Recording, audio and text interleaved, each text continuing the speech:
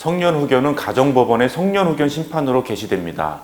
성년후견 심판은 후견을 받을 자 본인, 배우자, 사촌 이내의 친족, 한정후견인, 한정후견 감독인, 특정후견인, 특정후견 감독인, 검사 또는 지방자치단체의 장의 청구에 따라서 개시가 됩니다.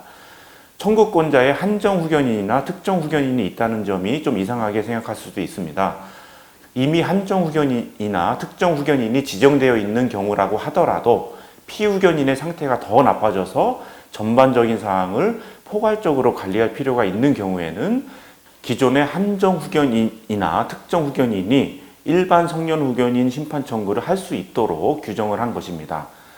성년후견 심판 청구가 있게 되면 가정법원은 본인의 의사를 고려해서 심판을 해야 하고, 일반적으로 피성년 후견인이 될 사람의 정신상태에 관해서 의사에게 감정을 맡긴 후에 성년후견의 필요성이 인정되는 경우 성년후견인을 선임하고 있습니다.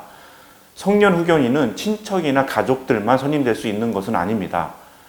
다만 민법 937조는 파산 선고를 받는 사람 같이 능력이 객관적으로 부족하거나 피후견인과 법적 분쟁이 있는 사람들의 경우에는 성년후견인의 자격이 없다라고 규정을 하고 있습니다. 이러한 경우가 아니더라도 비록 직접적 이해관계가 없는 사람이라 하더라도 선임이 될 수는 있습니다. 이에 따라서 변호사가 성년후견인으로 선임되는 경우도 있을 수가 있습니다. 가정법원은 피성년후견인의 신상과 재산에 관한 모든 사정을 고려한 결과 필요하다면 한 명이 아니라 여러 명의 성년후견인을 들 수도 있습니다. 이러한 경우 여러 성년후견인이 공동으로 대리권을 행사해야 하고 서로 의견이 일치하지 않을 경우에는 가정법원의 결정에 따라야 합니다.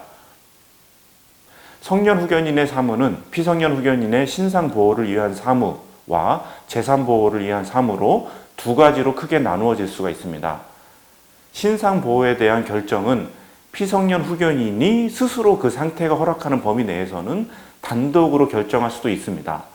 다만 심신상의 문제로 단독 결정이 어려운 경우에는 성년 후견인이 신상에 대한 결정을 하게 됩니다.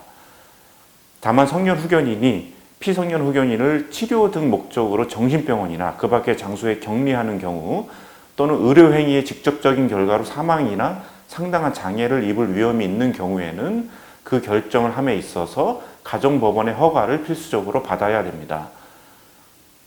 또한 성년 후견인이 피성년 후견인을 대리해서 피성년 후견인이 거주하고 있는 건물 또는 대지에 대해서 매도나 임대, 전세권 설정, 저당권 설정, 임대차의 해지, 전세권의 소멸, 그 밖에 이에 준하는 행위를 하는 경우에도 가정법원의 허가를 받아야 됩니다. 그리고 재산보호를 위한 사무에 대해서 살펴보면 성년 후견인은 피성년 후견인의 재산을 관리하고 법률 행위를 할 수 있는 포괄적인 대리 권한을 갖게 됩니다. 다만 가정법원이 법정 대리권의 범위를 한정할 수도 있고 그 범위를 변경할 수도 있습니다.